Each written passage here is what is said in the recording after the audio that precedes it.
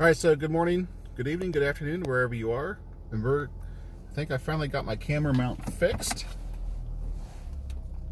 so it won't fall out of the holder anymore, because that was always fun. All right, so I'm heading out here, heading to work, heading to the office, the old 8 to 5.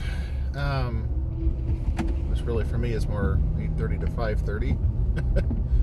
Because I'm not going to get there till about 8:30 today. And I need a new windshield wiper.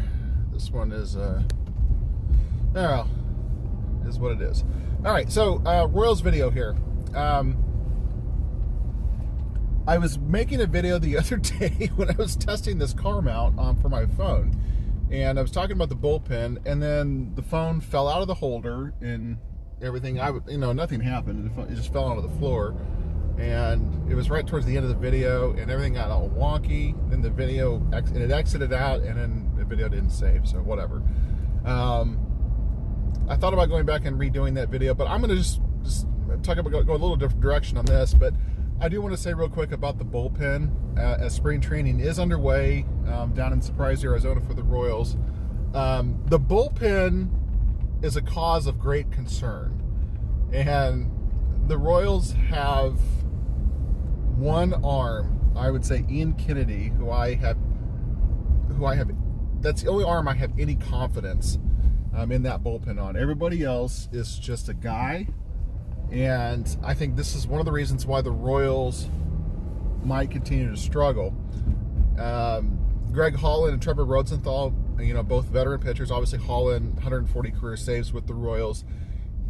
He signed a minor league deal, and with the hopes of making the major league roster. If he doesn't make the major league roster, I don't see him taking a minor league assignment. He'll probably either try to catch on with another team or just choose to retire. His velocity is way down. He's down in the low 90s, upper 80s. So we'll see if he can regain anything he used to have. I want him to. I like Greg Holland as a guy, and I, acknowledge what he meant to the Royals during their two postseason runs, and their continued success. For a window of time there. But, his time may have passed him by. So, but we'll see. I wish him the best. And I hope that he can regain some of his former self and make the team. Because, if he makes a team, that means he pitched well in spring training. And he deserves it. So, we need to get a little defrost on this window here. It's a little... Yesterday we got up in the mid-60s. And today it's only 30 degrees outside. So, that is Kansas City February weather for you right there. Mid-February, mid to late February. So at least the winter is coming to a close. So I want to talk more. Yesterday I was listening to, and I don't know which day Soren Petro and Curtis Siebel were talking about this, because I don't listen to their show live, but I listen to the podcast. And the two of them, plus their producer, I think it was Jed, they were talking about season expectations. I think Soren is maybe a tad more optimistic than the other guys were. Okay, I guess you guys aren't going. I think he's a little more optimistic about the Royals' chances this year. I don't think he was kind of in the low to mid 70s, kind of in that range, that if things go right. Curtis painted a little bleaker picture, and I want to kind of expand on that, because typically I'm more of a realist when it comes to predicting what my teams will do, and I look at the stats, and these guys don't play baseball in a vacuum. There's another team out there, and one of the things that concerns me about the Royals is still their pitching, and they're going up against a team that won the division last year in the Minnesota Twins, not the Indians, but the Minnesota Twins, who led all of baseball in home runs, even though they didn't have some prolific home run hitter like Jorge Soler, who led the American League in home runs. No, they've just got a bunch of guys that hit 30. So, and if you got 8 guys that hit 30 home runs, you're going to hit a lot of home runs. And I don't think 8 guys hit 30, but it was way up there in that number. It was They spread it around quite a bit. Very balanced team. And the Royals have some power on their team as well. But when you break it down, people are excited that Gordon re-signed for a 1-year contract. Alex Gordon is a shell of his former self when it comes to the plate. Now, he's still a Gold Glove level defensive player, but what are we going to see out of him with the bat? Not a whole lot. It's just we know what we're going to get with Gordon. And he had a very pedestrian season last year, and that was his best season since 2015. So, what are we going to do with that? And Whit Merrifield, you can count on Whit Merrifield to be low 300 hitter, which is great. Steal some bases, get a lot of hits. He's led the American League in hits the last 2 years. You know what you're going to get with Whit Merrifield. But beyond that, Hunter Dozier obviously had a career year. Is he going to? Is that who he is? Is he going to replicate that, or is he going to regress? Most baseball people, it's not just baseball people picking on the Royals. Most people think that whenever you have a year like that comes out of nowhere, because Hunter Dozier has talent. But is this who this guy is, or is he going to regress? If you think back to when JD Martinez first broke out with the Tigers, after the Astros just gave up on him because he didn't do anything. His first year, actually his first couple years, there was a lot of talk about, well, is he going to regress back? And he never did, and he stayed a very productive baseball player, and that's who he became. So maybe Hunter Dozier will follow the same role. Michael Franco has 2,400 career at-bats, so he's well past that 1,500 career at-bat threshold that Dayton Moore likes to talk about. And Franco is an average player. He might hit in the mid-200s, with a 320 on base, and might hit you 20 home runs. He's going to play slightly above replacement level player. He's going to play slightly above that. He's going to be better than Kelvin Gutierrez. He'll be better than Chesler Cuthbert. How much better than those guys? Not a ton better, but he'll be marginally better than those guys are. Nicky Lopez, you don't know what we're going to get on Nicky Lopez because he's so young. Ryan O'Hearn or Ryan McBroom, you think, there's a lot of hopes, there's a lot of ifs around those guys. Salvador Perez coming off an injury. You think you know what you're going to get out of Salvi. You're probably going to get 25 home runs out of him and pretty solid defense behind the plate. Other than that, what are you going to get? What are you going to get out of Mondesi? Mondesi is this guy that's just maddeningly frustrating because of his injuries. He shows all this promise, and one of the things that Soren talked about yesterday, and I have to completely agree with him on this, is that Mondesi is a guy that he's never going to be that guy that suddenly figures out how to get on base at a high clip. His career year, he's going to have a 290, 320, 520 OP, 520 slug season. He's going to have one of those seasons with 20 home runs, with 40 steals, with 50 doubles, with 10 triples. That's going to be the career year, and that's his ceiling.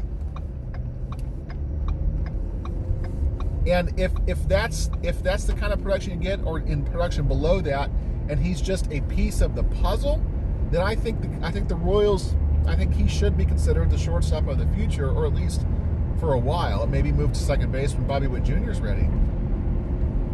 But I don't know if that's who he is. I don't know if that's who Raul Mondesi, or Alberto Mondesi, I'm sorry, he changed his name. I don't know if that's who this guy really is. Plus, you have to factor in the injury history. That's not something you can ignore. And Buster Olney rated his top 17 shortstops in baseball, and Mondesi was not one of the top 17. And you're like, well, top 7, that's kind of a weird number to start or to stop at. And I agree, it's kind of arbitrary, but I don't think that I don't think he's wrong. Mondesi is yet to put an entire season together. And when he's on, Mondesi is incredibly, he's powerful. He can win games by himself, but he's such a streaky hitter. And that's one of the reasons why I have said in different videos and talked to friends about this. And, I said the Royals honestly should consider trading him. But the Royals aren't going to win their division this year. They're not going to compete for a division title. I mean, everything would have to go right for them to compete for the wild card this year, which I just don't see that happening. So in my opinion, with Bobby Witt Jr. possibly being the Ken Griffey Jr. of your organization, when I say that, that's a generational talent. That's more than just a top prospect. This is a guy who is a Mike Trout, Ken Griffey Jr. type player. Is he going to turn out to be those guys? It's hard to say. But if he is that, all reports say that he's not just a guy that's going to float around the infield or play multiple. He is a shortstop. And then the Royals have another guy who's very, very good coming up that was drafted right after him, and Brady McConnell, drafted as a shortstop who could play third base, who could play second base, who could play left field. You could move McConnell around a little bit. These guys are not far away. And Bobby Witt Jr. is, he honestly should be getting his first taste with the Major League club next year. If he's the generational talent, I honestly think he should probably get a shot at some point this year. You may even see him later in the year. And I say that, now I'm going to go back on that because with the changes in the rules this year, and I'll talk about that here in a second, it's a high probability that you won't see him in September, now that I think about it. Anyway, we'll get to that in a second. I would be all for trading Mondesi at this point. You're not going to compete this year. Someone will give you something for him. And if you can get some pitching for him, some Major League ready pitching now, heck, I'd even take 2 or 3 bullpen arms that are legitimate bullpen arms for Mondesi right now. I would take them right now. And it's easy enough to do. The Royals, and how would you handle it? Well, what you do is you slide Lopez over to short, you bring Merrifield back to second base, and you start Phillips every day in center field. Because right now, Witt's going to start every day in center field, Mondesi's at short, and Lopez is at second. There's not a place on every day for Brett Phillips. Now, Brett Phillips has had extreme problems with making contact with the baseball, striking out at 35 to 40% of his at-bats. That's got to improve. My plan here doesn't work if Phillips can't hit the ball or can't put the bat on the ball. So maybe there's a platoon situation with him as a lefty and Bubba Starling as a righty. Maybe you only, because Phillips' numbers against righties are better. His splits are better that way. And he does have power. And I would be all for that. Just to let them go out there and see what he can do for an entire season. I would be completely for that. I would support the Royals' decision in that. There would be enough fans who would bark about it, who would just cry nonstop. Oh, the Royals are trading their young prospects. And all the seals are moaning, This is the right decision. The Royals really need to look at trading Mondesi because Mondesi is Mondesi is a shortstop. He's not going to play anywhere else. And Bobby Witt Jr. is going to be here before you know it into the arbitration years of Mondesi. And you're not keeping them both. One of them's got to go. I would keep Bobby Witt Jr.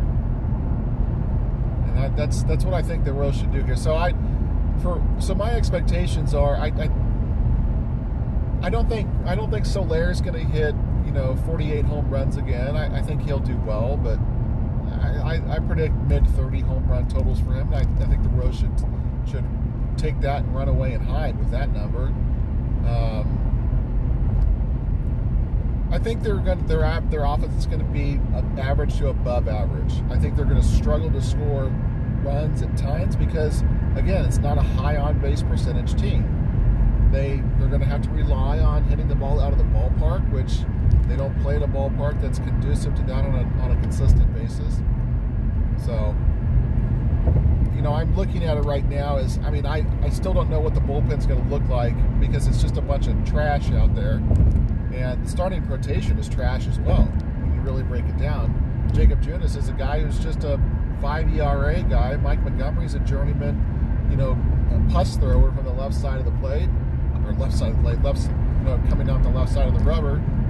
And Brad Keller is, well, he's okay. And Duffy is maddenly erratic. And supposedly the Royals already have these 4 guys, chiseled in stone to be their top 4 starters, which I think is a mistake. So more on that in a different video. So I teased it earlier. I want to get to the changes that Major League Baseball is implementing this year. So Major League Baseball has announced that they are going to have 26-man active rosters now. So instead of 25, you have an extra player. You can carry a maximum of 13 pitchers. So most teams would carry 13 batters, 12 pitchers. Sometimes you would see it go 14 batters and 11 pitchers if you had really good arms. The thing is that the game has become more focused around a bullpen and matchups type of game, and so they like that extra pitcher down there. I think with the 26, I think a lot of teams are going to go with a 13 and 13. If you got a team that's got good arms, and so really they look at it as, well, we're typically a 14 and 11 type of team. Well, now we can have an extra pitcher and still keep our 14 batters. I think you're not gonna find a lot of teams that are gonna carry 15 and 11. 15 batters and 11 pitchers. So I think most teams are going to go 13 and 13. I know the Royals are going to go the 13 and 13 route. And then some obviously are going to go 14 and 12. I think that's going to be the biggest, the largest ways to how it's going to break down. Another rule is in September call-ups that the 40-man roster can no longer be 100% present there, after on September 1st and after. Now the September call-up rule is a maximum of 28 players on the active roster, with a maximum of 14 pitchers. So I don't know how I feel about this. I think this is Rob Manfred and the owners maybe overanalyzing the pace of play issue that they think that there is. And I think the pace of play issue is more of a thing that's a solution in need of a problem, which means I don't think there is a problem. I think baseball is perfectly fine the way it is. Sometimes those September games, when you have, sometimes you would have 20 pitchers on the roster, and it could be just an endless parade of guys coming out of the bullpen, in the late inning games just to get guys some work. So I can understand how that can be frustrating, but that's by and large that's not what most teams do. But regardless, they are limiting the September rosters to 28 players, so that will significantly hinder and impact the number of September call-ups teams can have and how many guys they can showcase for the next year. And September for a losing team, and the Royals, obviously they had some success several years ago, but other than that, the Royals have historically the last 20-25 years have not fared very well in the American League. And September was a time when we as fans could count on at least seeing some of that glimpse of the future. We could see what was out there. And one of my favorite Septembers in my memories was 1998. The Royals were not good in 1998. I think they won. I want to say they were off the top of my head were 73 and 89, and they were even worse the next year. But 1999 was immensely more fun than what we saw. In 1998, they were just a boring team. they were a boring team with no identity. And then in September, they called up Carlos Beltran and Carlos Fablis, and those guys, man, they really showed some promise of what was to come. And Carlos Beltran is I would say he's a borderline Hall of Famer. I mean, Carlos Fablis never realized his potential, but still had a couple fine seasons with the Royals. And those guys were they brought some legitimate excitement to the team. They were young, they were energetic, and they were good baseball players. So another rule that they're also putting in is a 3-batter minimum for pitchers. So you bring a guy in, and he's got to pitch to 3 batters. So no more of this. We're going to bring in a situational lefty.